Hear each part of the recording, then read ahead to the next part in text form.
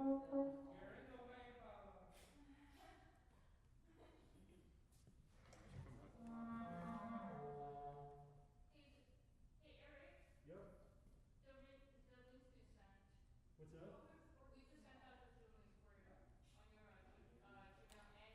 Oh, excellent, thanks. Yeah, I'm going to sign in on the UTOR one here. Great, awesome, thank you, I appreciate that.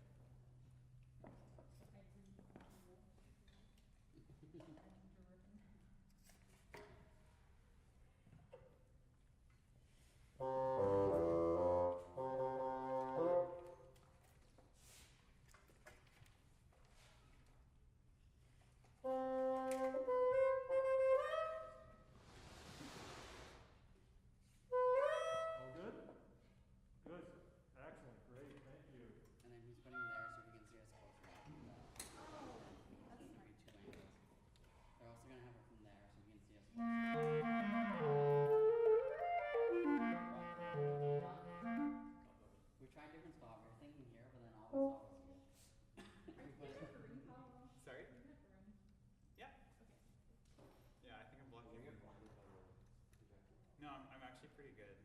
You're not really blocking much of it. That's good. Just my hair. Who was introducing us? Adriana? Hi. You're good at talking. Hey, Jonathan. That's fine. Hey. How are you? Great, how are you? Very good, thanks for coming today. We appreciate it. Thanks, I'm happy to be here. I can barely see you. Yeah, I know, it's kind of dark. I'll move out. Can you see the quintet at all, or no? Kinda, not great. I can see myself. You can see. That's because you're so bright, that's why. It's a little disturbing, yeah. Yeah, it was kind of hard. We couldn't figure out a spot to put the camera so you could get a close-up of the quintet. Yeah. So, I mean, you can use that view if you want to or not. It's up to you. Okay, the panorama of the stage view looks pretty good. Okay, all right. And then if they talk, they can talk to you here if they want to, whatever, you know, whatever works. Okay. Okay, great. And we're going to start with the Harbison. Oh, I think I told you the other way around, so. Yeah, that's fine. Yeah, okay, great. And we'll start just a few minutes, okay? Okay. It's good to see you. Yeah, likewise. It's been a long time. How are you? Yeah, good. Are you safe down there? No, but No. I'm safe. Well, you're safe as long as you're home, right? At home or at work. Say again? I said you're safe if you're at home. Yeah, I just don't go anywhere with it. Right, yeah. That's too bad. I mean, we're sort of working, but it's very strict. Yeah. Okay, they do it. Great, okay. Maybe we'll do Peter, do you want to do a sound check? So you know for first, right? Should they play something just so Jonathan can hear? Is it okay, or? Okay, they're going to play something and we'll just see how it comes through on your end, okay? Okay. We're missing the flute, but you guys play something kind of loud, I think.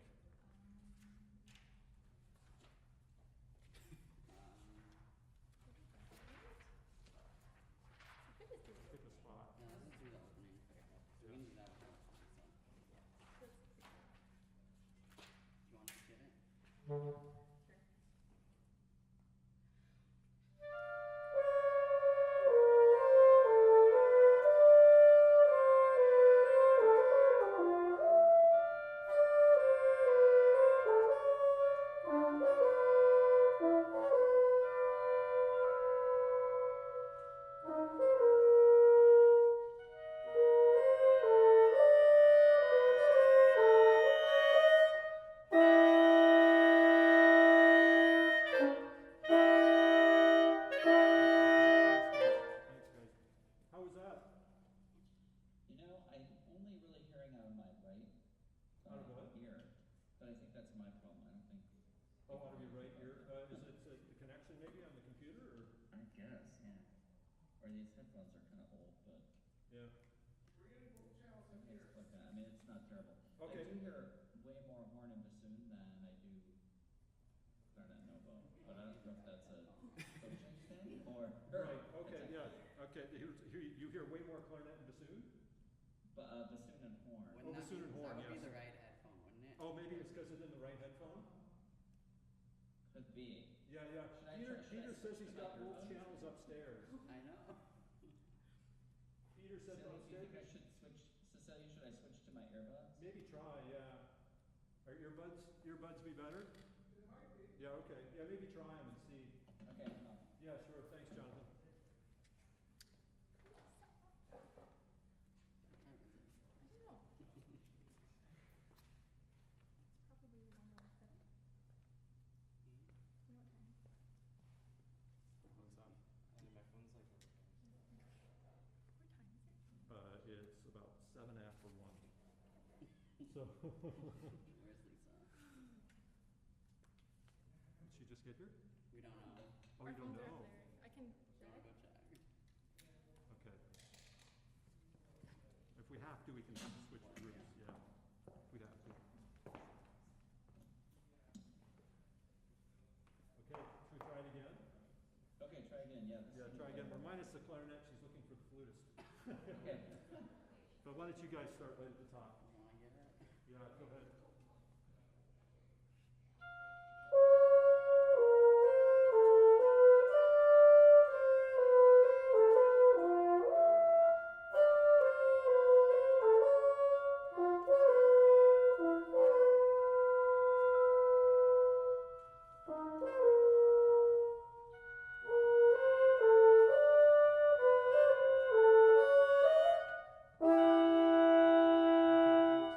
Yeah. How is that? Much better.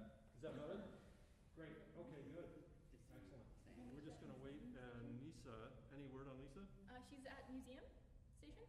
She is, maybe we should switch groups. Sure, we can do that. Why don't we switch? Is it museum? Because she's at museum, she'll probably be 10 minutes, But- right? Right there. No, museum. It's like Oh, right here. oh, is she right here? Like, Yeah. Oh, is it? Okay, that's fine. Okay, Yeah. we'll wait. Yeah, yeah. I have a couple of announcements anyway. okay, Oh, yeah.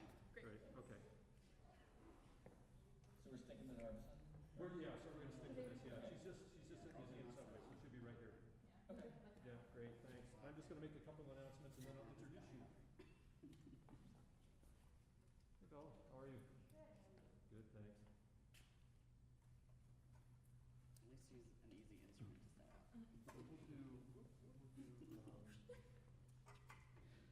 So we'll do, Yeah. Huh? We can tune in and tune again. Oh, there she is.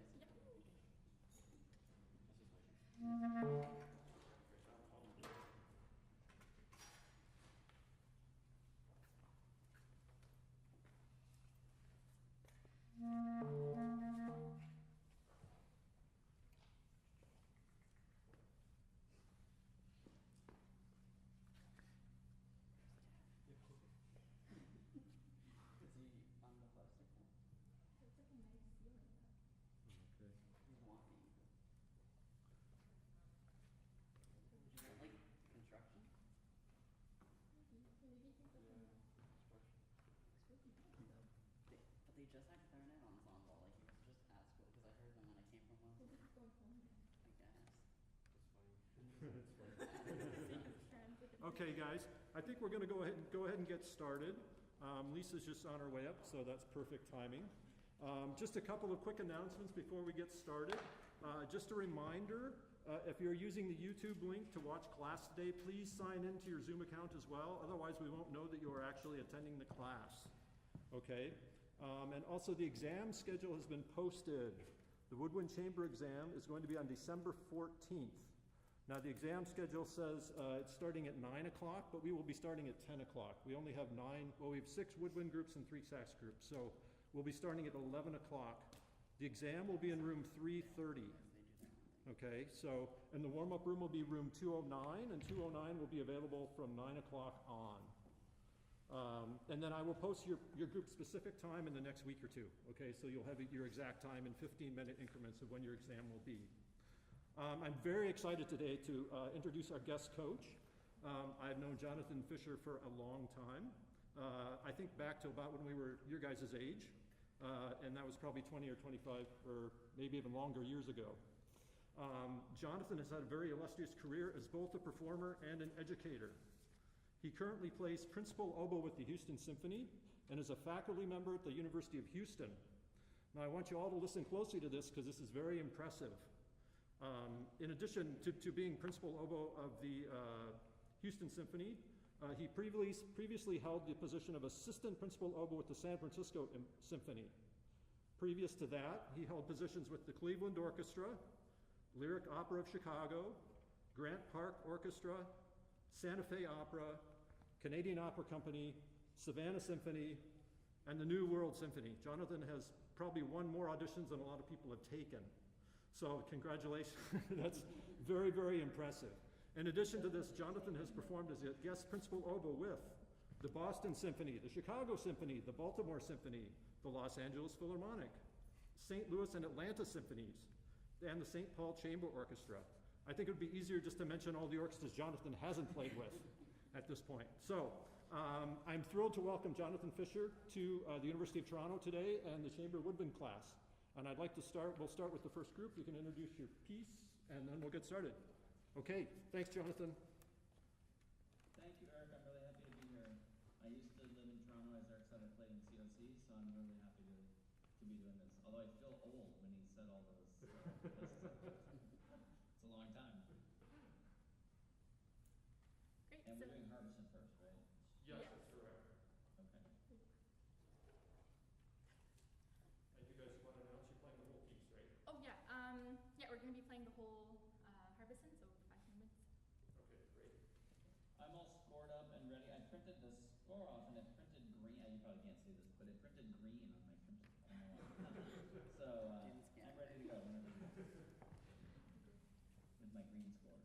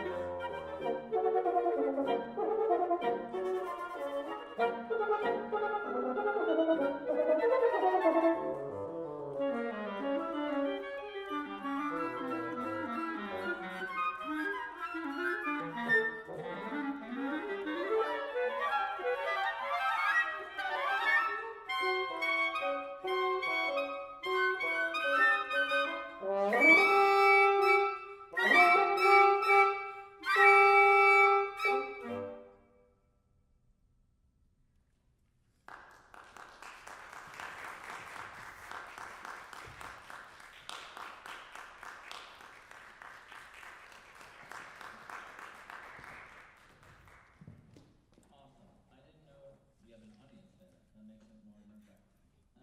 5 people. Let's get a little bit of live mix, maybe just sit together people. Okay, so this, I don't have to tell you, this piece is very hard. All the individual parts are hard and very hard to put together. So, congratulations. It really sounds terrific. I understand how much hard work that represents, what you just did. So, I'm really impressed, and it's really great. And you didn't fall apart in the last movement, which is very easy to do, et cetera, et cetera. So, let's go back to the first movement and just talk about a couple things. Okay. So, a funny thing about this piece, I cannot think of another woodwind quintet piece that has this much straight up unison in it, and most of which is in this movement. And it's kind of a rarity and presents a specific challenge for woodwind quintets. When a string quartet plays, I mean, you've probably heard this before, this is kind of the quintessential problem or the hard thing about woodwind quintet playing, is that when a string quintet plays, they're, in a way, playing different versions of the same instrument, right? A violin and a bass they're not the same, but they're kind of the same, but different sizes, right? Of the same technology, let's say. Whereas for us, all of our instruments have nothing to do with each other. So it's very hard to play in a blended, sort of cohesive way. And that's often why woodwind quintets can sound, I don't know, a little brash, or they can get a little bandy sounding, which we don't necessarily want in certain cases. So let's just pick, we'll talk about it when we get to the spot where it actually happens. Let's just go from the beginning. Play a little bit from the beginning, and I'll stop you. I'll have to just scream loudly to stop it. Like this. It must be intimidating to play with my huge head. All right. Just ignore me.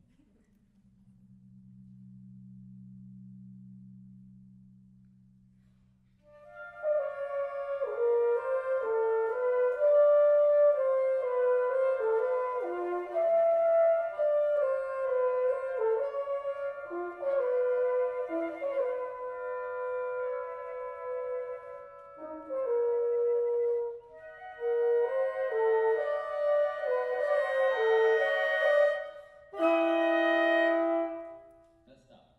So, who's starting at the beginning? Like in terms of conducting, leading physically? Who?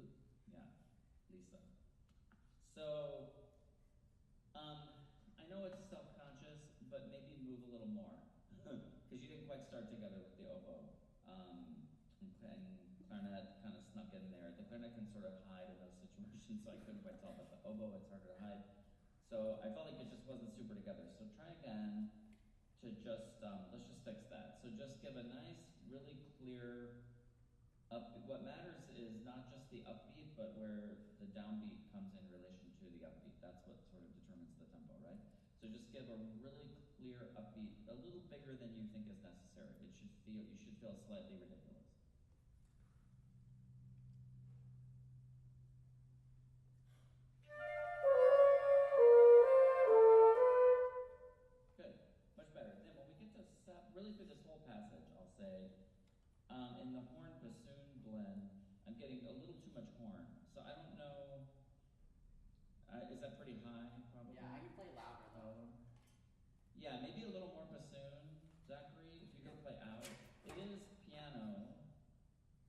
a long way to go, and I want a lot of difference between the piano at the beginning and the forte in bar 12.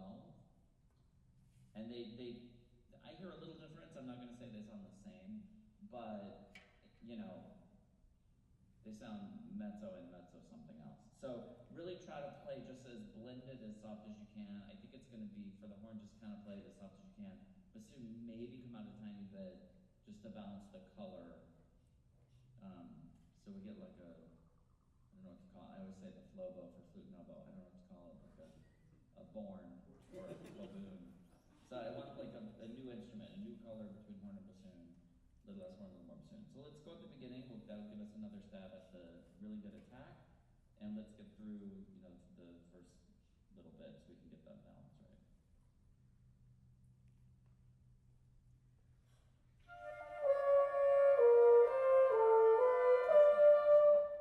I wonder if, Lisa, you're getting too many beats. Maybe just give the half bar? Could you just go like, boom? Is that too much? There's like a visual delay, so it doesn't line up with what I'm singing. But I don't know, maybe that's not good either. I feel like there's a lot of like, and then we go. There's too many different things. So it looks confusing. So maybe, I don't know, just try something different. Try to give a little less, but more clear information.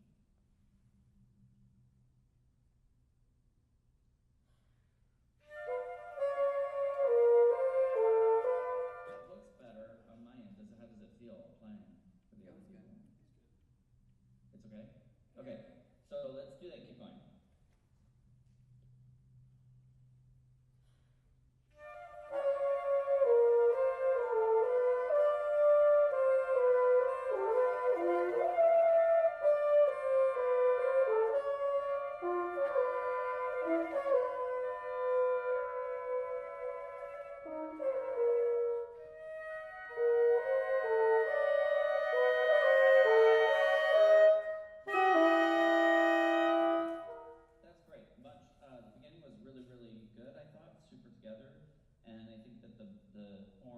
Balance is really, really good now. Paolo, I feel like on that big leap, don't sweat it. If there's a little crack in there, I feel like it's atmospheric. Is that terrible to say? Like it kind of adds to the.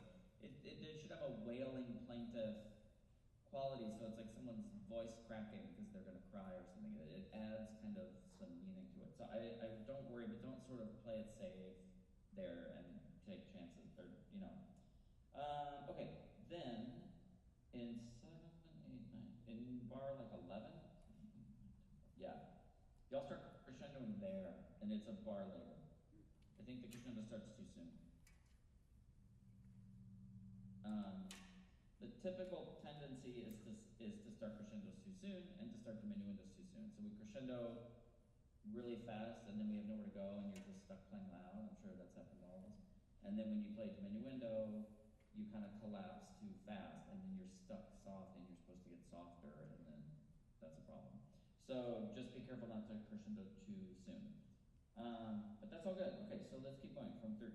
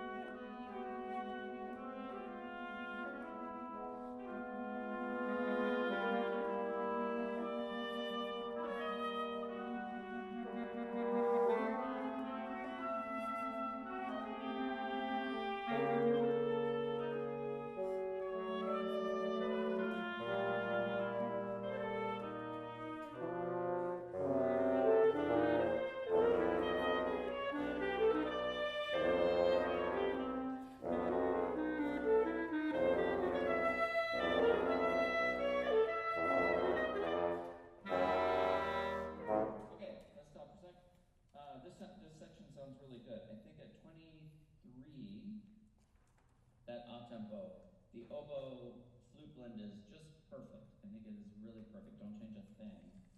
And the clarinet is great. I think just the sorry to do this to you. 23. Let's just hear you by yourself. I think that's a good level. So for the horn of bassoon, if you can't hear that, you're too loud. So that can be sort of your litmus test or your your barometer. If you can't hear the clarinet, tuck it in a little bit more. And I would do the crescendos with a little bit of a grain of salt in the accompaniment. Do them, but consider it just sort of an energizing thing, not getting up to a big dynamic, so that the melody has the room, because their whole thing is supposed to be pretty soft for a while, because you're trying to build up, right? So you got a long way to go. And then, and actually at the beginning of it, the horn and bassoon, you were pretty quiet. So I feel like the blend was good for the first, 8 measures or so. But then you have to keep the discipline as it starts to get exciting. Let the melody people do that, and you guys just sort of support that without, I don't want you to lead the dynamic changes. Let them lead the dynamic development, and you follow it and support it. However, when you get to the animando and you have the kind of obnoxious part, I think there you can really let it rip and just be really loud like you were. So there, all bets are off. You're in equal competition with them, because I think it should kind of blare out and be harsh. Yeah, really good. And I lose the clarinet a little bit around like 37, 38, 39. I think maybe the other people kind of out crescendo you. So if you can just, keep up in terms of the volume, I don't want to lose you. It kind of messes up the blend a little bit. But we don't need to do that again. I trust you. So let's go kind of from where we stopped. Is 42 a good place to start? There's a rest at the beginning of the bar. That's awkward, but that'll be good for your starting techniques.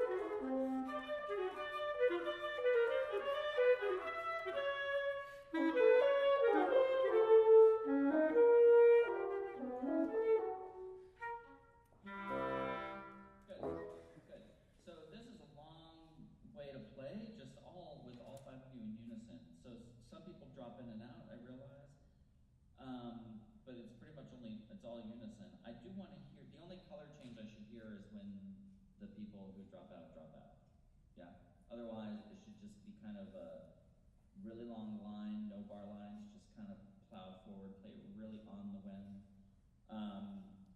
And let's just maybe, it's hard to blend, I don't know what to tell, like, learning how to sort of develop that blend in a woodwind quintet is not something I can just say 3 things and then you can do it.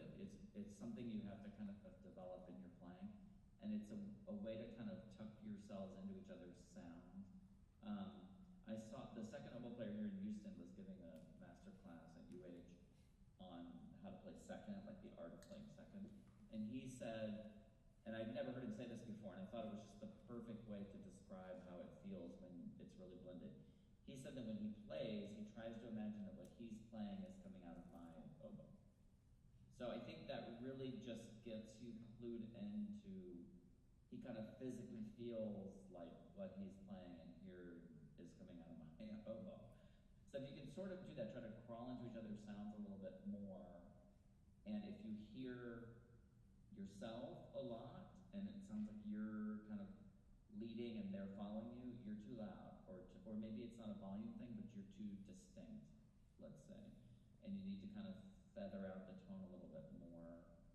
Maybe, I know on the oboe, I would say blow, I don't say this often, but maybe blow a little less hard, blow with a little less air, which is sort of the opposite of what we try to do all the time, just to diffuse the sound a little bit so that it is not so distinct. I mean, the oboe I think is particularly, strident or skirtle, I shouldn't say that, like pointed, But so I don't know. I won't presume to know how to accomplish that on each of the instruments. But another example that they're all perfectly different, so we can't, one person can't tell you how to do stuff on the other wind instruments. But I think you get the idea. So let's just, where does all that unison stuff start? Let's just try that again. To try to get a more blended sound. Does it start at the up tempo at 49? Is that kind of the first? I think that's a good place to start. Yeah, let's do that. Let's start at 49. Let's not worry about dynamics. Let's only just worry about color and just try to get the most blended sound. You want to sound like one organism, not 5 separate voices. Okay?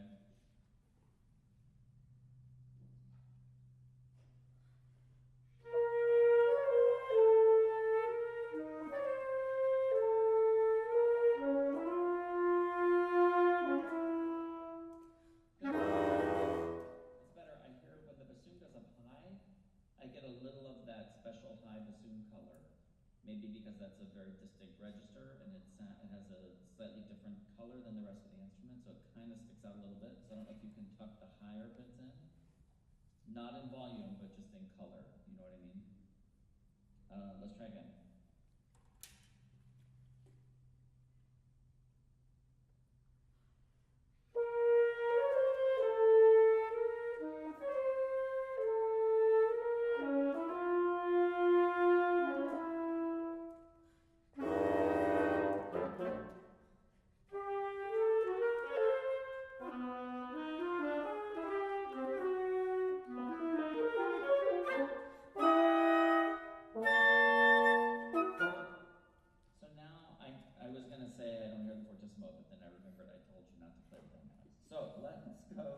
From the tempo in 56 with the pickup. Is that awkward? Let's just start 54. That'll be easier. 54, and now we are going to observe the printed dynamics now. And just as a warning, because I noticed this on the run through too, in 50 and 60, I think you don't really get to fortissimo into crescendo.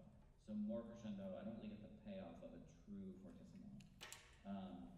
I feel like the melody should be kind of serpentine and wandering, and then these outbursts, of the loud chords, and I just don't get quite enough contrast in that. And I know this last time you weren't really focused on that, but let's go from 54. Keep the nice blend, but now add the dynamics back in.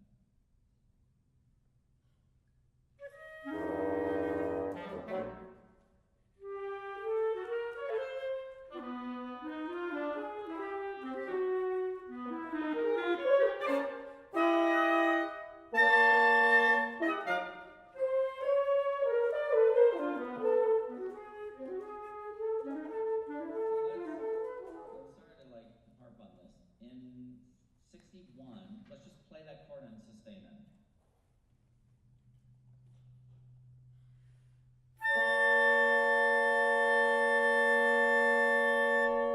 Okay, great. That's perfect. Now the downbeat of 60 has to have that same volume, and it just doesn't. It's short, so you don't have as much time.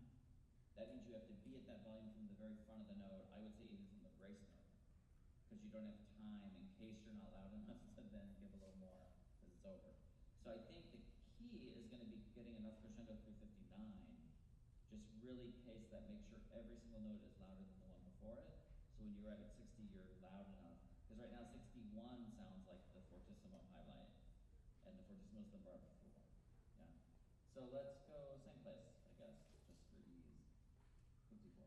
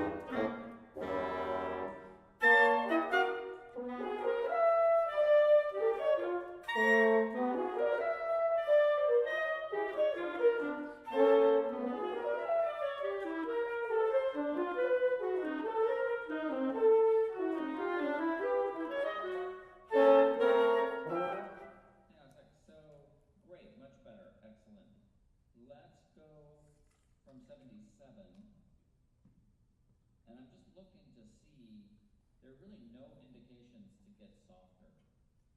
And I feel like you do really well on the upsweep, and then you come down. No, just push through that whole thing. I think it should just really be wailing through this whole section. Just, you know, I know it can be, it feels obnoxious to just play that loud all the time, but if you sort of can't get out of it, get into it, you know, like kind of lean into it and just enjoy the the physical aspect of just blowing so freely and just like kind of lean into the fortissimo because you're going to kind of ride this out to the end. So let's go from 77.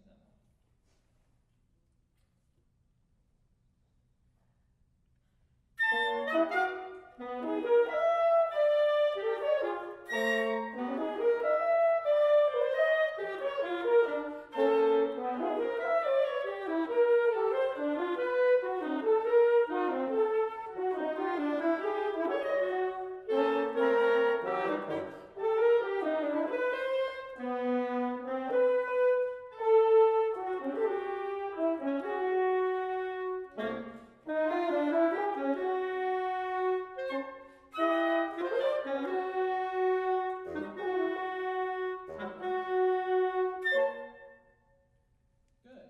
I think you could stay with it a little bit more dynamically, just really push. I know it feels weird to not have any contour dynamically when you're playing, but just have trust that it's not as long as you think. You know, when you're playing it, it feels like you're just screeching for a long time. It's really not that long when you're listening to it. So don't be afraid to push that. I feel like the little claps that need to be together, the chords, the isolated things that need to be together, I think you can all cue more. So I play in a string quartet a lot with some colleagues in Houston and for like children's concerts and things like that, chamber things. And they wanted to rehearse something without me, you know, as the accompaniment. So I was just sitting there watching them rehearse something. And they said something that I'd never heard before in all my years. This is recent. This is like in the last year. And they said, one of them said, well, why don't we just do it string quartet style? We'll all cue each other together. And I'd never heard of that before. In woodwind world, we all just sort of rely on the poor flute player to have to do it all. Or occasionally, if somebody has something where it's appropriate that they do the start off. But I think in this situation, you're already rolling with it. You're just trying to be really precise and stay together. It's not like you have to start something. I think you can all give it together as a group to one another. Let the flute kind of lead a little, but I don't think the onus of this has to fall 100% on the flute. I think you guys can all just sort of like breathe together, and if your upbeats are locked in, if you're, you know, you can tell as you do that that you're breathing together, the note will be together. So let's keep going just in the interest of time, but I think that's something to explore when you're rehearsing, just to kind of think of it as like you're all going to lead it together. Let's, Eric, how much time do we have? About 10 minutes or so. Okay, Great. so I guess let's just plow ahead. I don't know how to, unless, is there a movement you particularly want to work on, or should we just keep going? Let's just keep going. Yeah. You have no preference. Okay. This one, before you start, I'll tell you kind of what I'm looking for, just to save time. I want a lot more humor, humorous relief. I think after this, especially because you're going to drive the end of the previous movement home with fortissimo relentless, it should just have the listener by the jugular, and they should just be pinned against the back of their seat while they get to the end of that, and thank goodness it's over. And then you're going to have this funny mixed meter, it's kind of dorky and funny.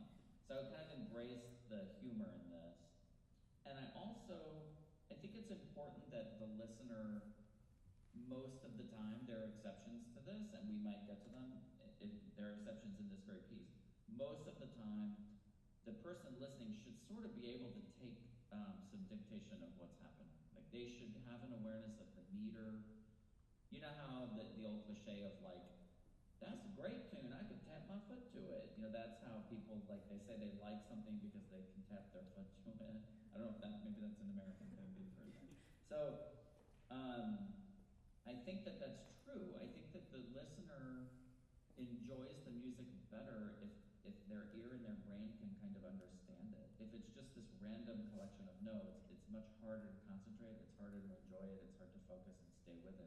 listener.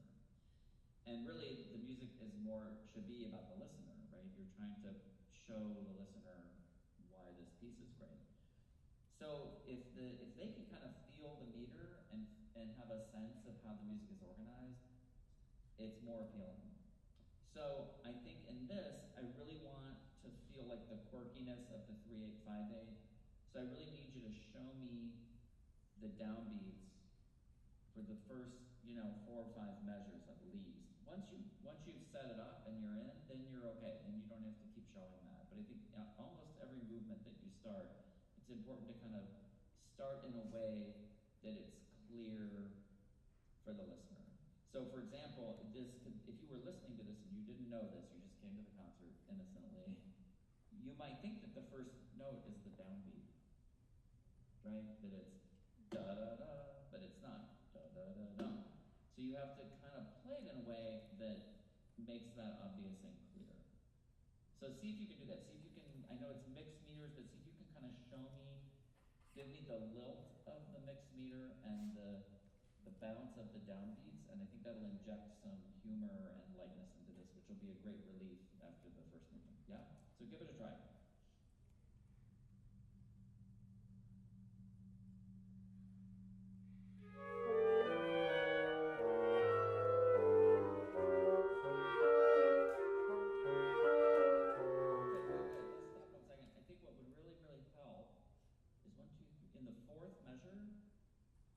The note before the fourth measure, different people are playing different lengths. So if everyone can kind of really pay attention to how you release your note in the last thing you have in the third measure, so that releases together, the fourth bar will be really placed. That downbeat will be really whoop, boom. That's what you need. You need like the lift and the downbeat. And if there are some hangers on in bar 3, that makes it just puts it off kilter in a bad way. So, and I don't know that the hangers on are the problem. If everyone hangs on, then everyone's together, and then it sounds fine. It's just that it's together. So there's no right or wrong about how long or how short, or if you want a little space or you don't, or whatever. That is pretty subjective. What is not subjective is that you all do it the same way. So let's see if without talking about it, you can do it the same way, just by paying attention and listening to each other in osmosis and a miracle.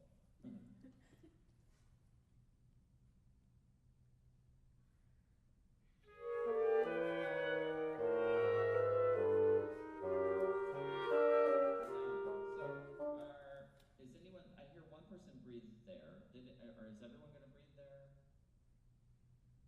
Is no one going to breathe there? I think you should come to an agreement about how you're going to handle that bar. Because it sounds sloppy getting into bar 4. What do you think? Don't all speak at once. Into 4. Probably what happens is that the flute and the clarinet go more through because they have moving eighths. And the oboe and the bassoon have quarters. So I think if you're sitting on a quarter note and you're in the accompaniment, you're more likely to kind of stop earlier. You know what I mean? You're going to go dee-da, dee-da-da, and they're going to go dee-da-da-da, dee-da-da. So you got to make sure you don't quit before their final eighth note. It's easier when you see it in the score. But like if you have a quarter note, you got to make sure you hear that last clarinet and flute eighth note before you stop, and then you'll be more together. I think that's maybe the crux of it. And you probably don't need to breathe there, but I think you can breathe there, but I think you should be in agreement about how much daylight is going to be between the 2 bars, so that it's not obvious that one person's breathing and another person's not, or whatever. I want to be sort of unaware of the breathing. Try it again.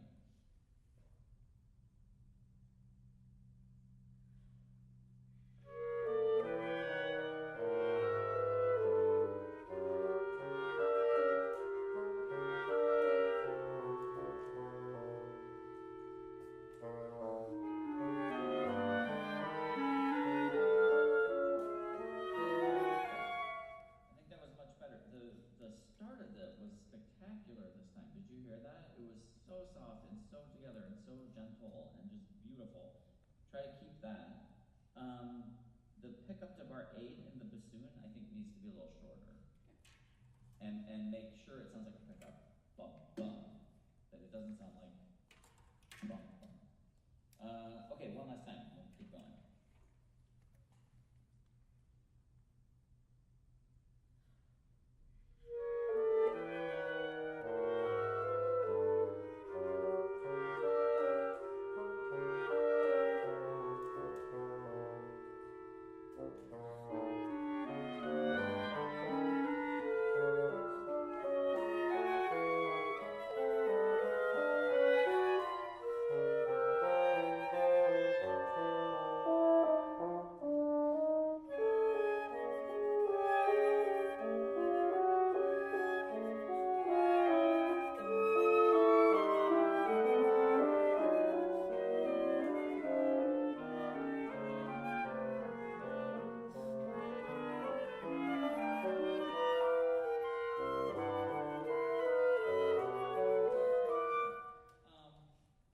I think around 16, 17, 18, the flute is a little tiny bit loud, so make sure you listen to the French horn. And I think in the retard bar then, 24, 13, yeah, 24, the retard bar is not quite together. I think this is a good example of you all lead together with a little bit of deference to the flute. So if, I guess what I mean, a simpler way to say that is, if the flute is going to lead something, like a retard or an cello rondo, whatever, the rest of you shouldn't just sit there like statues and let her flail around like a conductor conducting a Beethoven 5 or something, right? Just because she's leading it doesn't mean that y'all can't move too. And so you should all kind of do it together as a group, but let her kind of lead it. I don't know another way to say it really. I think that'll help it be more together if everyone engages in the leadership of the retard. So let's just do the odd tempo in 16 and just get that nice balance so the horn has the nice moving notes, so we want to hear a little bit more of that, but I don't know that Paula needs to play it louder. Jonathan, So just a couple let minutes, us leave okay? it. A couple more minutes, Jonathan? Sorry? Just a couple more minutes? Okay, Okay, great, thanks.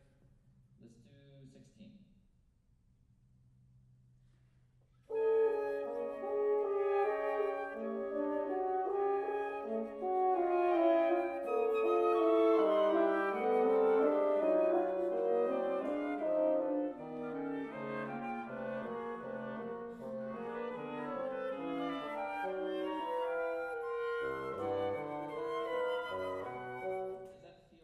Does that feel better when everyone tucks in and kind of engages together on the retard?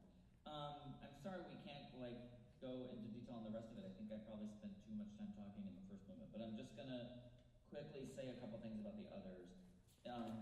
In the scherzo, the romanza I think was good. Let's just leave that. The scherzo, the main thing I want to say is with the running note handoffs, you know, the consonant eighth notes that are running the handoffs. I think generally those work better if you make sure when you're the one with the eighth notes that when you get to the end of it, that the last eighth note is long enough to feather in. So even if it's a little too long, like put a line over all your last eighth notes. The tendency is like da da da da da, you know, that you're done, so you're like, I'm out. No, just kind of da da da da da. Just finish them nicely, and that gives the other person kind of something more easy to grab onto. And I think if the person who's starting, get your first note very firm dynamically. There were a couple spots where I kind of couldn't quite hear the first note, and you have to just start really firm. I wouldn't say start early, but you know, don't start late. So just make sure that the first note is loud enough on those, and that the last note is long enough, and that just in general kind of helps the handoffs.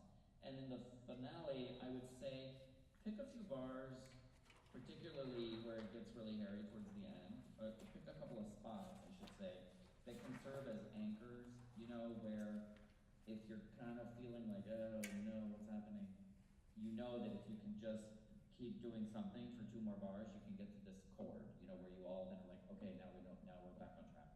So make sure you have like a couple spots that are back on track, kind of anchor points to organize around, like spots that you feel really good about, spots where you know, okay, now I know what's happening, now I know where I am, now I feel the pulse. You know where those places are in your own part, and just pick a few route, so that if you do feel like the wheels are coming off a little bit, you can just get through one or two more measures, whatever, and you get to your kind of anchor point. And does help. It helps with, I think, confidence in starting out, that well, we're not going to fall apart because we have our anchor points. It's like a emergency. What are those called? Like dedicated emergency spots, where you meet if there's a tornado drill or something. Yeah. So anyway, you guys sound great. This is such a hard piece. You've worked really, really hard. I can tell. The last movement is so complicated, and you guys really play it well. So kudos to you. Thanks for playing. Thank you.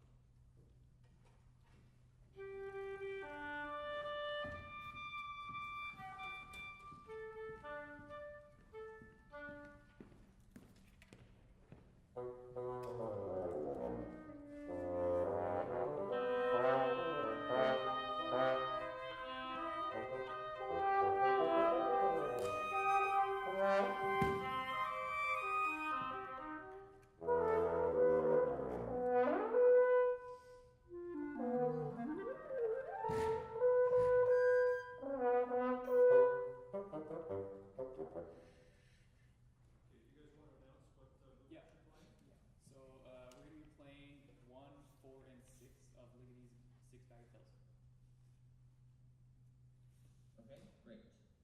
Whenever you're ready.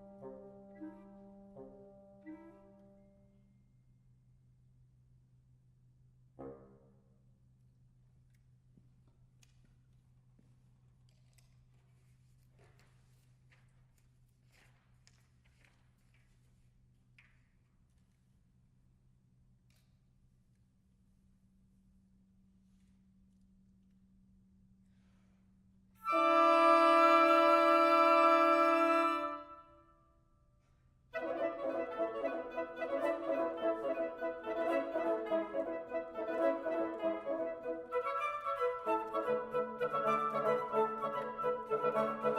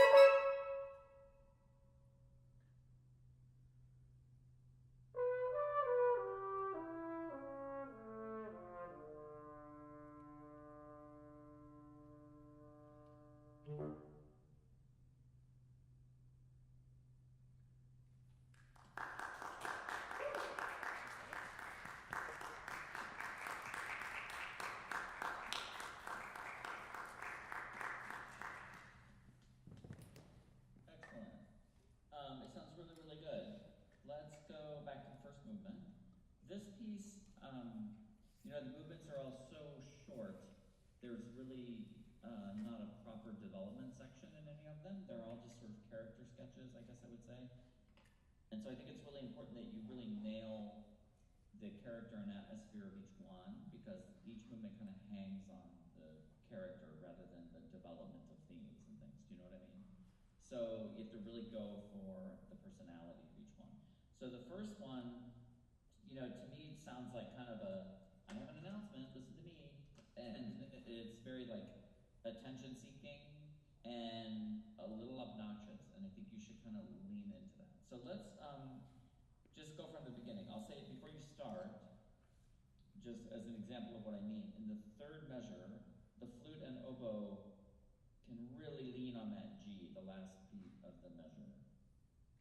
Don't worry about making it beautiful. Don't worry about having a beautiful sound and all of that we strive so hard for every day.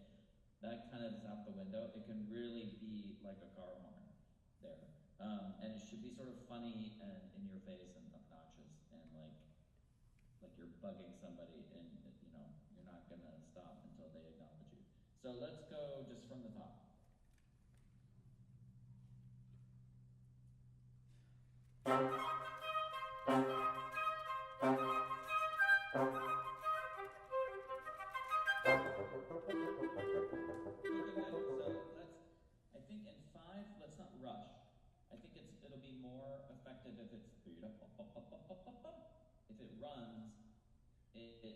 diminishes the like digging in the heels part of the character of the piece, you know. One more time.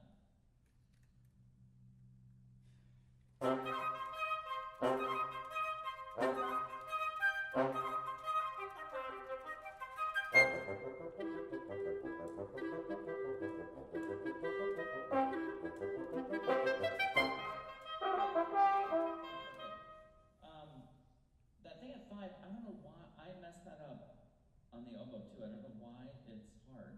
It's not hard, but there's something tricky about it. It's frustrating because it's not really very hard, but it's very easy to mess it up. Anyway, after that's over, that was great. Nobody rushed. We got to the loud high note. That's good. Then really pull the rug out from under the whole thing. So it's kind of like somebody was up there shouting out their announcement and then somebody pushed them away from the microphone. So the bassoon, I think the bassoon is actually in a pretty good dynamic. It's pretty soft. You could take a chance if one note doesn't speak or something, that's not a big deal. Like really, it should really just be funny and, you know, you can really take a chance because if you lose a note, it's not a big deal. And the clarinet, I know you're marked up a notch from the bassoon. Yours is piano and the bassoon is pianissimo. But I think you can match and really play a little softer, play closer to pianissimo because there's a long way to go.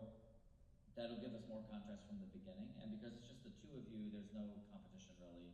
The timbres are distinct enough that you're not competing with each other. And the texture is so empty that I think you can play really quietly and it'll still be heard and provide maximum contrast. So let's go from the beginning one more time so we get that contrast, I guess.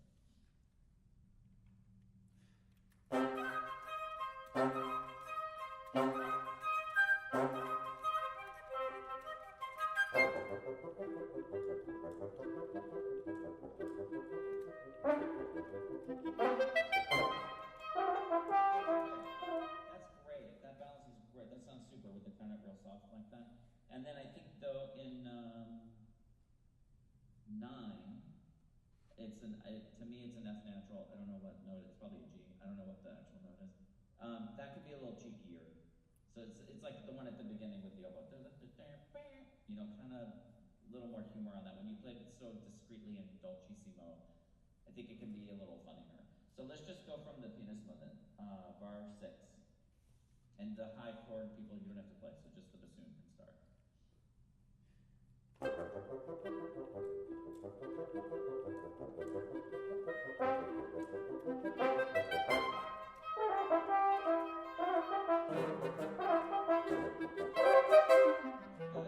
Good. That's great. That sounds great. And I love the F. I'm calling it an F. You know the note I mean. It sounds great. Then you're back to loud. Then the oboe, much more. You can really honk it out there. Don't worry about being pretty. I know as an oboist, that's all we care about is having beautiful sound and lovely reed. And C is especially terrible. I live in fear of C's. I hate playing C's louder than mezzo forte. And even then I don't like it. So, but you have to just do it. You have to just go for it. And it's okay if it's a little ugly. And I'm not saying that it is. You're far from it. You have a long way to go. I'll tell you if it's too much. So just kind of blast that out. Because you have to kind of take over at least the forte that the whole group arrived at. And it sounds a little like we get to that loud and then you're mezzo something underneath it a little bit. Like if I were taking dictation, I would think, oh, okay, there was a fortissimo chord, and then now we're like mezzo forte in the oboe. And it should be crystal clear that it's the same. You want to take their dynamic level and keep it there. So let's just go, same thing from the bassoon, bar 6. Let's go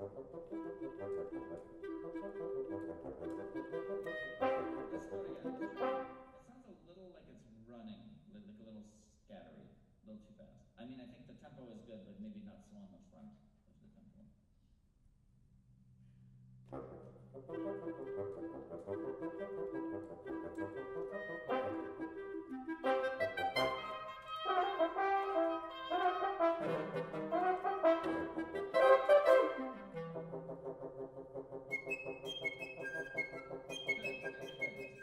So in the oboe, that's great, and that's really full and loud, and your tone is still really beautiful. You're nowhere near, you're not in any danger of playing an ugly C. It sounds really good. It sounds like your reed is good. Okay, so we get to the little thing, bar 16 with the pickups. I think a little more communication maybe between the horn and the bassoon, so that's super locked in right from the very beginning. It was better this time than in your first run through. It's got to be soft and tight and super together. Let's just start, it's kind of a hard place to start. Let's start on the downbeat of 15, which is a strange place to start, but I think it'll be easier to set up the bassoon and horn thing from 15.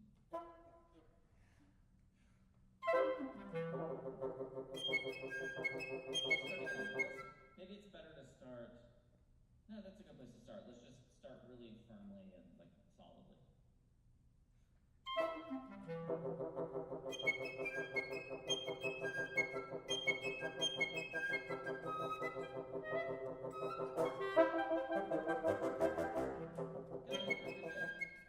I love the crescendo in the bassoon. That is great.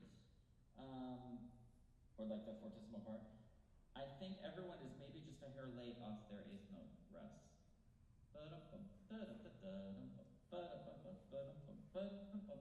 Everyone's just like a hair late. I was looking at the score, so I wasn't watching y'all, but make sure you don't breathe on the eighth note rest, right? You're gonna have already be taking your breath before that, so on the eighth note rest, you're set and ready to go, and it's just a oomph.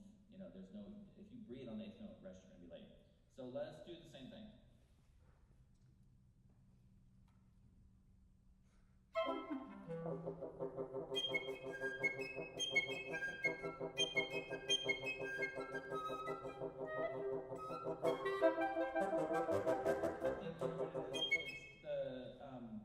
The clarinet one in, is it bar 20? Is too sort of beautiful and indulging. You play like, no, just kind of, I told you, something like that. So it's a little snappier, because it just kind of pulls us down energy-wise if it's too kind of pretty and dolce. One more time, and we could do a better start at 15, I think, too.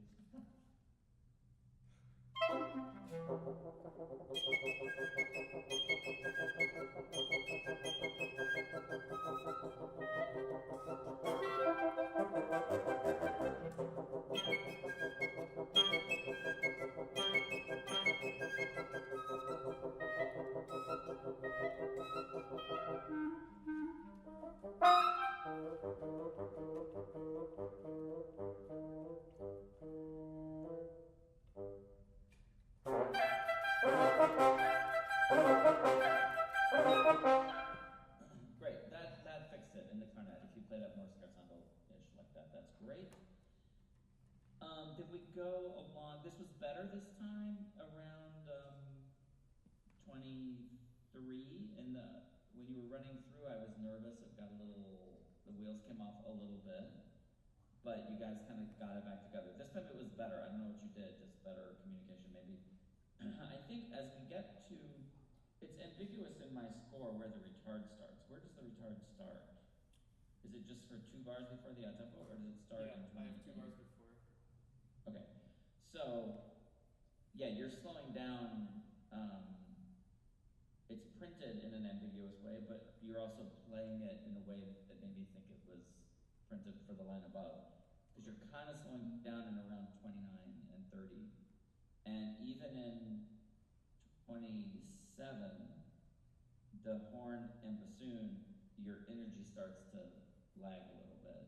So even though it's soft and short, it has to really just be, it has to have great energy, even though it's quiet. It has to have the energy of a fortissimo with the volume of a pianissimo. You know what I mean? And just keep it going, keep that all the way. And then the little interjections with the oboe and the clarinet and the flute, don't slow down. They should just be funny little offhanded remarks, and just throw them away so that you don't get bogged down. So then when the retard comes, it'll be a little more dramatic. And then I feel like maybe you were told to do this, and that's fine, and when this is over you can throw my idea away. But I think there's a hair too much space before the tempo. I love the retard. The bassoon that is perfect, Eric. So the thing is, at the end of the movement, I love the extra weight that you make us wait for that last lot of humor to it after the big grand pause. But here you're adding the same amount of time as the end. So the end is going to be less successful as a joke because you're kind of giving the joke away here. Okay. Does that make sense? Yeah. So maybe just let it organically get to that downbeat a little sooner. A gap, yes, you are continuing to rallentando, but let it just be a little more organic and natural sounding. And the one that's not organic and natural sounding is the last funny joke where we're left hanging waiting for it, and then you finally give it to us. I think that'll be more effective. So let's do, I'm sorry to make it the same spot, but we'll do, oh, it's not the same spot. We'll do 20, is that an okay place to start?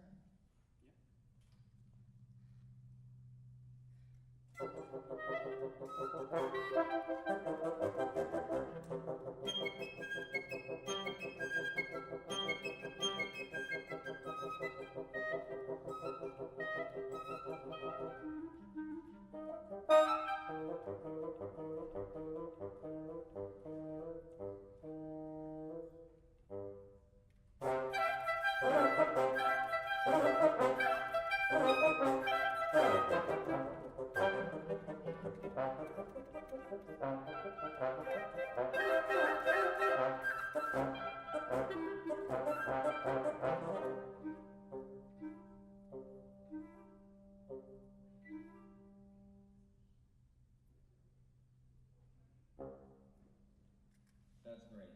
Perfect. Love it. Okay, let's do the fourth. This is the fun one.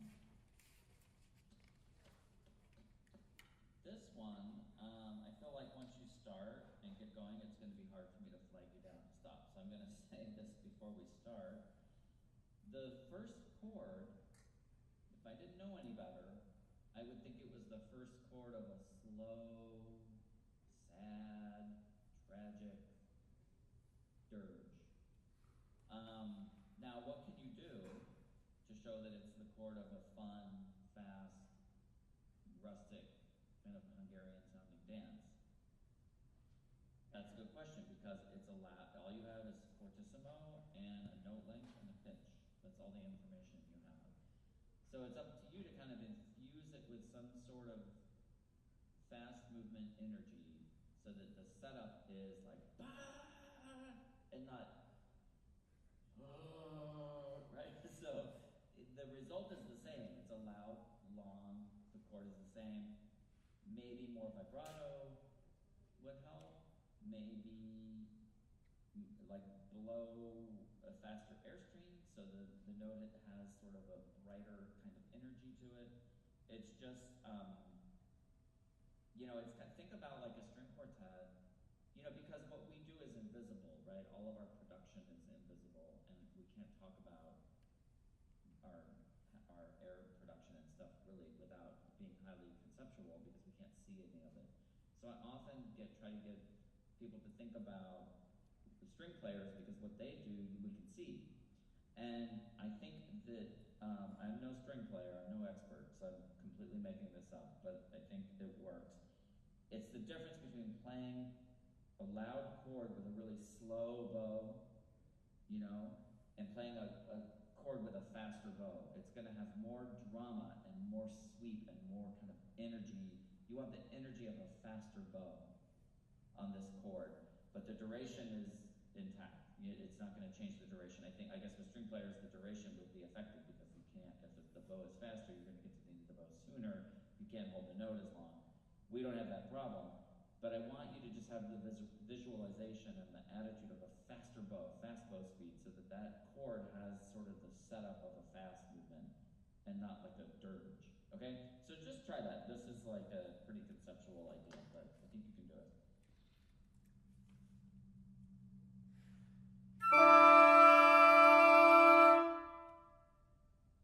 Good. I think also the release maybe, as a rule, I don't like a button on the release.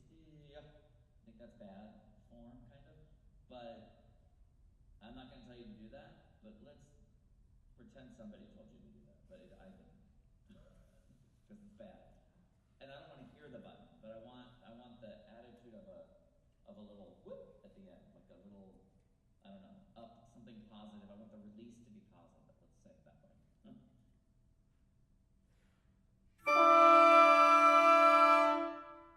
Good. Okay, so do it again and keep going.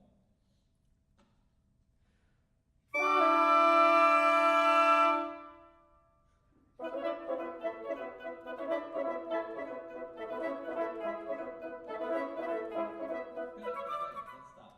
It was easier to flag you down than I thought. Okay. I need a lot more oboe and a lot more bassoon. Less clarinet and horn. Yeah? Let's just hear the clarinet and the horn for a second. Let's just hear Mark and Shin.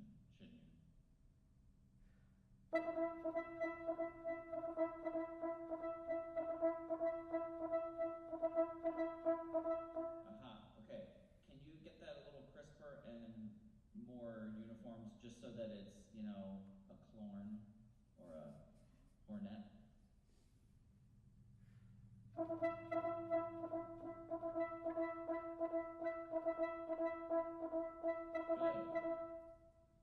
Good. Much better. Beautiful. Now let's just hear the oboe and the bassoon.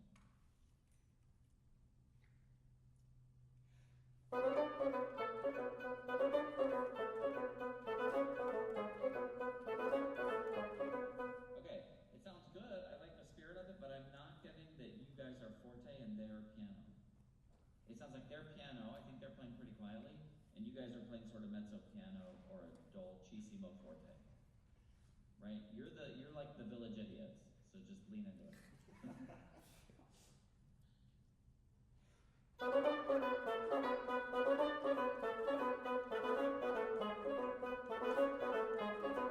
Yeah, much better. That's great. That's infused with much more energy, and I think that the articulation can be on the rustic side. It can be on the rough side. Don't worry about refinement.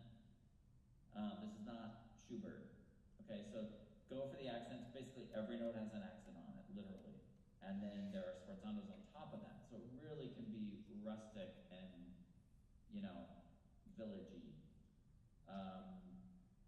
So let's put everybody together then. Just forget the first chord. Let's just start on the second part with everything.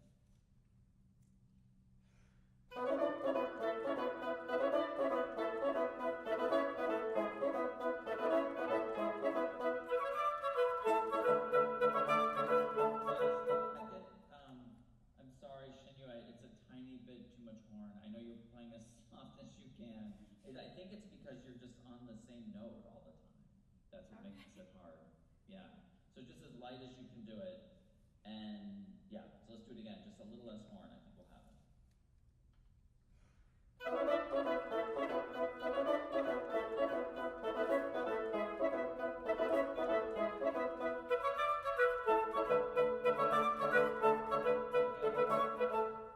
Great, and then Michelle, when you join in, it sounds so beautiful, but it sounds too beautiful.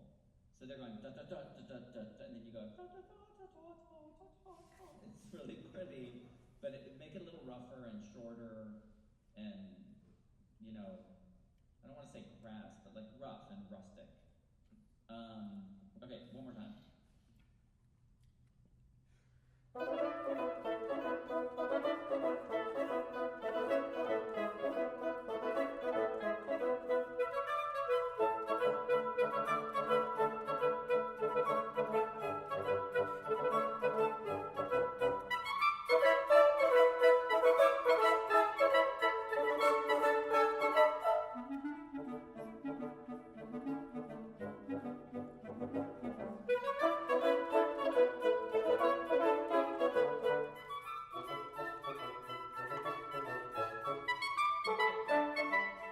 That sounds good.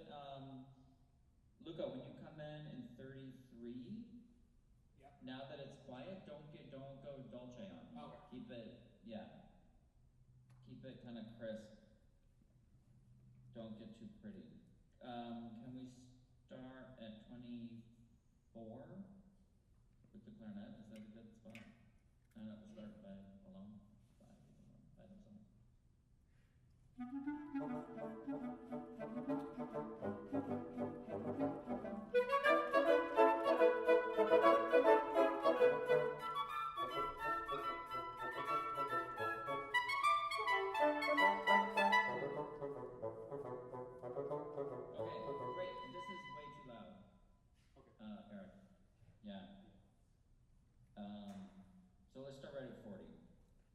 much softer. This should be kind of the sneaky version of the rustic dance.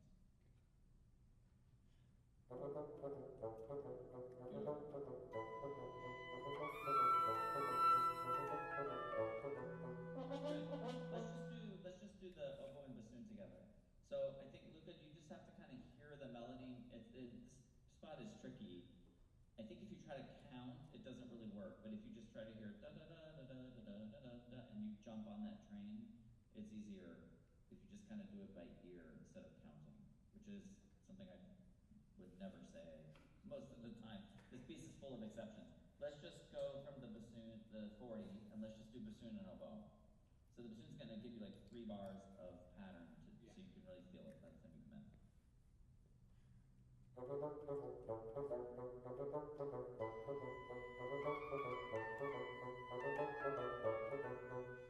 Yeah, it doesn't quite line up in 44. Try it again. It's just, I think you're coming off the time maybe a little bit late, I think. I can't tell. It just isn't quite lined up. So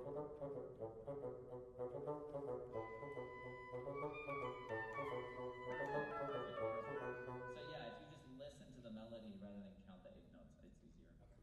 Okay, let's go 40 with everybody. That was good.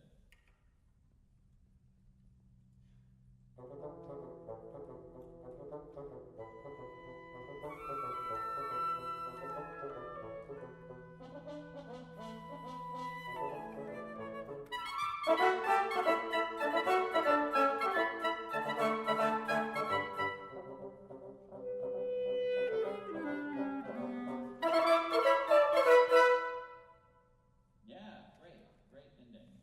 Okay, let's take a look at the last movement. I don't really have any comments for the very beginning, so let's just jump in. Go right ahead. Wait a minute.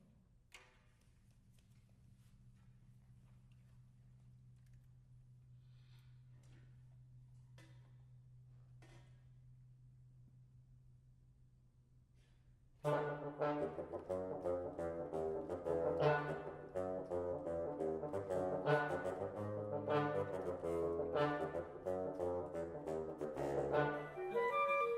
do it one more time. It sounds really good. The balance is good, dynamic is good. In the bassoon, I think you have more time than you think on the 3 8th note pickups. It's like you compress them a little bit. Da da da da. You kind of just da da da da. You have time, and then it's going to be easier to make it less. It won't crack or be as likely to crack if you kind of take a little more time. I feel like you just are. It sounds anxious. Da da da da. You compress them a little bit. Just take your time. Let's start again.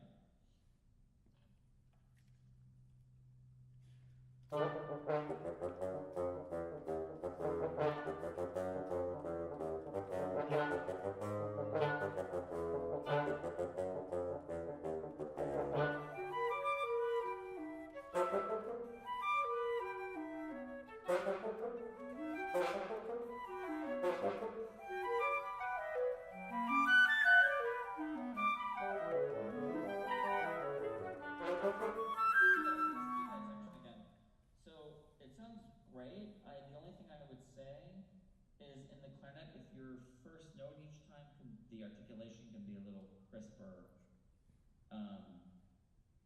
I've always been jealous of clarinets that they can play so quietly and have that kind of feather in articulation that's hard to do on the oboe. But this is not the time to use it.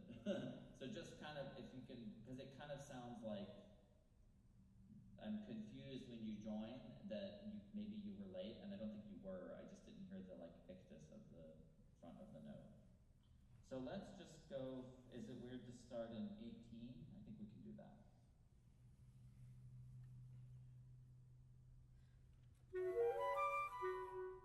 It is hard to start there. Maybe if the loud people play their downbeat, that'll help. Like oboe and clarinet.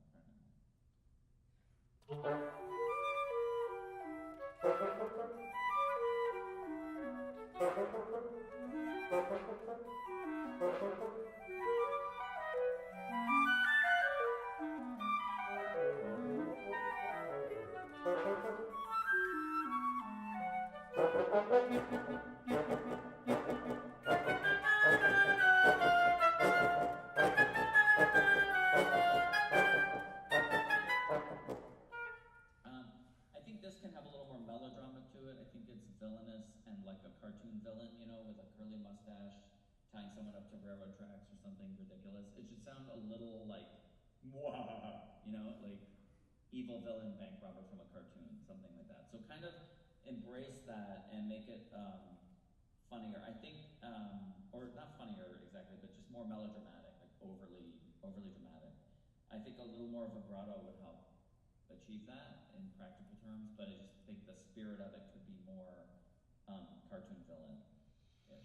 So let's go from 45, or 44, I guess is better.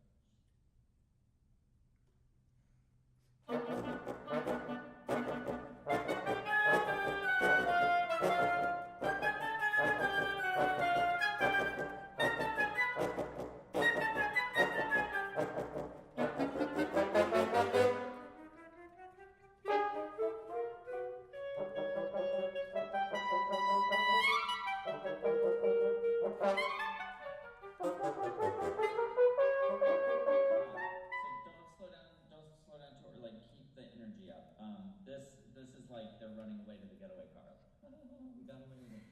We robbed a bank, and but it's like the Keystone.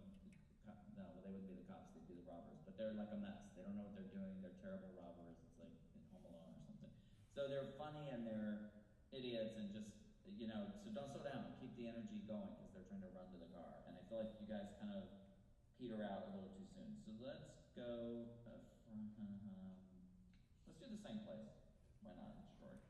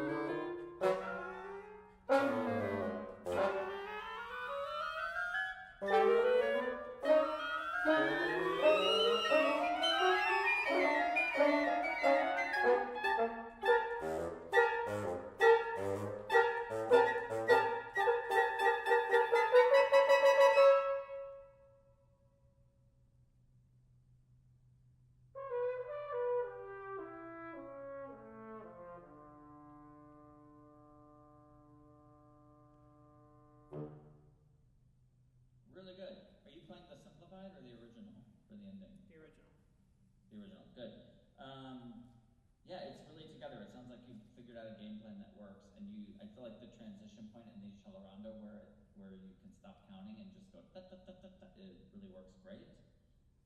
So I'm not really going to touch that. I don't want to disrupt. I don't want to upset the apple cart there because it sounds good. Like you've kind of figured out a way that works. It's such a tricky section. Whenever I played this piece, the bulk of the rehearsal goes for the last 10 measures of the piece. I do think in 75, right before it, the retard is a little too exaggerated.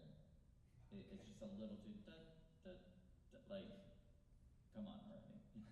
Is what I felt like. So just don't exaggerate that quite so much.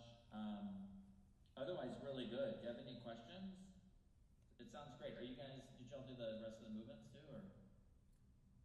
Yeah. Yeah. Are y'all performing it anytime soon, or I guess that's Yeah, not really, but. a good question in these crazy times. I think your both groups, the ensemble is really good considering the distance. There's so much nonverbal communication that's lost, sitting far apart from one another, breathing and I don't know, all kinds of little clues that we take from each other normally that when we're more clustered together. So it's hard, and I think everyone's doing a really admirable job. I know it's a frustrating experience this whole year has been, but we'll get through it.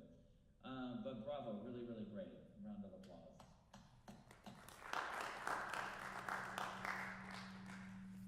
Eric mentioned that you might want to leave a few minutes at the So end. I was just going to say, yeah, so does anybody have any questions for Jonathan? First of all, thank you, Jonathan. Thank you for being here, and thank you for taking the time to coach us. That's great. Really, really great. My pleasure. Appreciate your wisdom and your insight. Do we have any questions for Jonathan? If you have any questions about anything, now would be a great time to ask him. Anything at all. Anything?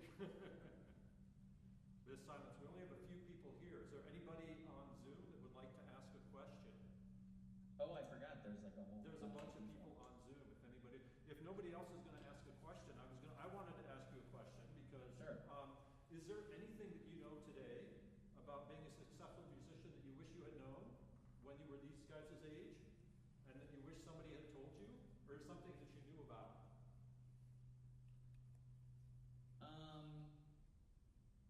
That's a good question. Something I wish I knew then that I know now. Yeah, because I mean, being a musician, as you know, is it's a hard profession, and it takes a lot of work and a Yeah. lot of discipline. And I'm just wondering if there's anything that you wish you know, something you wish somebody had told you, a teacher had told you, or something you had figured out earlier. Yeah, I think I spent a lot of years, like postgraduate years, like auditioning and everything, Right. playing in a way that it's a subtle thing. I don't want to make it too exaggerated sounding, but I played in a way that was sort of apologetic in a sense. Like, was that right? Was that good enough? Is that the way it goes? Is that how I'm supposed to do it? And I didn't have a real sense of sort of ownership over my abilities and the confidence that I think would come with that. So I think the sooner you can get into the mind space, it's tricky because when you're in school, you need to be really open and really willing to absorb everything that people are saying to you. Even some of the things that you don't really disagree with musically, that's okay because they're all ideas, but you need to be really like vulnerable and open to all of this information and just absorb everything you can. But then when you go to an audition, to kind of switch somehow to yourself into a mindset of like, no, I'm showing you now how it goes. I'm not asking anymore, I'm telling. So I think there's like an ownership of the excerpts that the people who kind of play that way tend to do well in auditions. I remember I was on a sub on a tour with the Boston Symphony, and Jamie Somerville, who was the principal horn there, he was kind of new at the time, and he was sitting behind me talking to somebody, and I overheard him say that he thought it was really important to have a really, really firm and unshakable sort of opinion or concept about how you think each of your excerpts should go. So and I had a few out of college that I was still like, well, I think that's how you're supposed to do it. I think Mr. Woodens told me to do this, my teacher, like so-and-so told me to do it this way, and so, I think, did I make enough crescendo? And I was still sort of questioning, did I do it right? Instead of having my own personal, like, no, this is how it goes, and this is how I'm gonna play it. And if you're preparing your list for an audition and you can't find your kind of opinion about an excerpt, just listen to a billion recordings and play through it over and over and over. There's a lot that comes from just playing through it a little, even if you're a little wandering in terms of your concept for it, that you'll start to sort of uncover little things like, oh, I didn't realize that the connection between those two notes, that's the crux of the matter, that's where the drama is in this particular passage, something like that. You start to notice those things as you just play through them more. But it's mostly a mindset of confidence. I just wish I had found my confidence earlier on, but I felt like it was obnoxious to be confident. Like I didn't want to be the arrogant guy, so like I didn't, and I think that is a mistake. Being confident and being arrogant are not the same thing. And if you can kind of like take some ownership and really be confident, that seems to really be a thing that I think would have helped me earlier on, I think. Right, I think that's really great advice, because I think like, particularly when you're in an audition and you're behind a screen, and when you hear somebody play, you can tell when it sounds confident and if they're playing it the way that they want to play, you can tell from behind the screen. Yeah. So And I remember even being even in front of the screen. This is embarrassing to say, but it's an important point. Even being not in front of the screen, I remember playing certain things, even if it could be a recital or an audition or whatever, it doesn't matter. And I remember, before I would start something, I would be like, like making this big production out of like how difficult it was going to be. Or after I finished something like to make sure they know I'm nervous, or to make sure they know that I think it's hard, or some crazy thing. And all of that comes across as very negative. You want it to look like it's like falling off a log, you could do this all day long. What do you got? Bring it. I'll play it, you know? So if you're kind of like, I'm so stressed out, like maybe you're garnering their sympathy a little bit, but it's not a good, it doesn't come across how you think it does. It's more like the person seems like weird and like a nervous wreck. And when you're on the committee, excuse me, when you're on the committee, if you feel like the candidate is a nervous wreck, you feel bad for them and you understand the audition nerves thing, but it's also off-putting because you want the player to be really confident and solid and comfortable in the position. If you're not comfortable doing that, that's scary to the committee to pull the trigger on the hire because they want someone who can just like hit the ground running and play. So I think even if you're scared to death, you have to fake it a little in terms of your body language and everything, and just sort of look really confident. I had someone say to me once, this was years ago, a teacher really a long time ago, who said like, when you play, you look like you don't care. And I know that's not true, but you look like you don't care. Because I was trying to be like nonchalant and cool and stuff. And I think it's important to kind of look the part. And this is a ridiculous thing to say, but it's kind of funny. There was this, I was watching a flight attendant vlog, don't ask. And so this guy was talking about interviewing for a flight attendant position. And they said that they tend to hire the people who are doing the hiring, they tend to hire the people who look the part. And so he was like, you should go to the interview dressed like a flight attendant. You should wear a navy blue suit and a white shirt and a blue tie. Like if you look the part, people have confidence in you that you can do the job because you look like what that is you're supposed to be. So in the music world, if you're standing there and you're kind of like laid back and trying to be cool and you look like you don't care, even though that's 100% not true, you don't look like the person who is going to sit in that orchestra and be in a position of leadership and like lay it down and be a great musician. So I think you have to kind of, even if you're nervous, these are silly things to say, but like stand up straight, don't slouch, wear nice clothes, walk out on the stage confidently. All of those things really, really matter because you want to look the part. You want to look, if you're auditioning for example, for principal oboe, you need to look like a principal oboist in terms of your attitude. And that doesn't mean that you're arrogant. It doesn't mean, it's not a negative thing. It's just that you look like you have the right attitude that they want to hire for that kind of a position. It took me kind of a long time to realize that because I was like, well, I don't want to be a jerk, and those aren't the same thing. Right, yeah, no, I totally agree with you. So before we leave today, I want to thank Peter and Cecilia, our fabulous tech crew for Walter Hall for helping us put this together.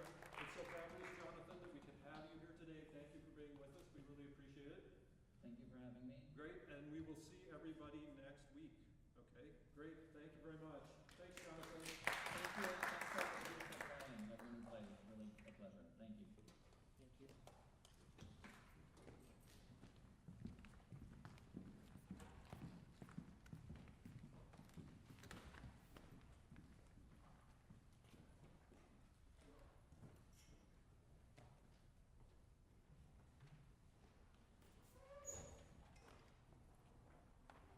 Okay, great. Yes. Yes, yeah, for sure. Yeah, what do you need done? And what do you need done to the stage? Okay, yeah, no problem. No problem. Charlie Great. got back his negative results, so he doesn't have COVID. Okay, Everything's that's good. okay, good. So it Excellent, very must good. just be a cold. Okay, good, excellent, great. Yeah. Yeah, excellent. Okay, great job. Played Yeah. great today. Yeah, I was really happy. It went really well. Yeah, no, really sounded good. Everybody sounded good. It So. all held together. Yeah, that's right. Which is nice. Excellent.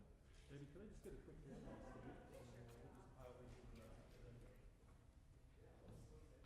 think all we have to do is put the chairs in the stands.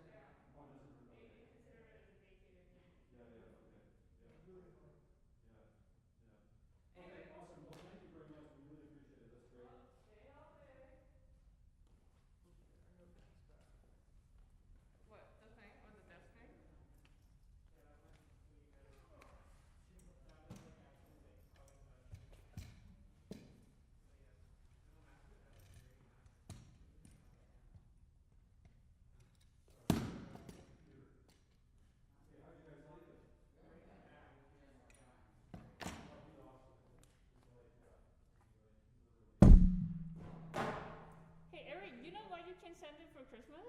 What's that? You know what you can send him for Christmas? No, a headphone.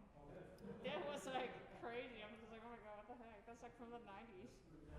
That was